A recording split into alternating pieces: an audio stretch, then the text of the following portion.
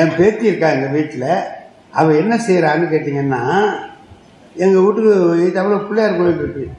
அங்கே ஒரு குருக்கள் வந்து பூஜை பண்ணுவார். பூஜை பண்ணிவிட்டு வந்து என்கிட்ட உட்காந்து கொஞ்ச நேரம் பேசிகிட்டு இருப்பார். என் பேத்தி என்கிட்ட அவர் பேசிகிட்டு இருக்கிறது அவளுக்கு பிடிக்காது. என்ன செய்வா, அந்த குருக்கள்கிட்ட சொல்கிறா, ஏய்யா உங்களுக்கு வேறு வேலை இல்லை, இதுக்கிட்ட உட்காந்து பேசிகிட்டு இருக்கீங்களே, ஒரு அரை மணி நேரம் பேசினா லூஸாக போயிடுவீங்க ஐயா, நாங்களே வீட்டில் கஷ்டப்பட்டு இருக்கோம், நீ வந்து பேச்சு கொடுக்குறிய ஐயா, போயா இல்லை என்ன சுடரு நீ இப்படிலாம் சொல்கிற, ஐயாட்ட பேசி நான் எவ்வளோ விஷயம் ஆடா போயா பைத்தியமாக போடுவார். அதெல்லாம் இல்லை அப்படின்னா கொஞ்ச நேரத்துக்கு பேசி விட்டு கிளம்புறாரு.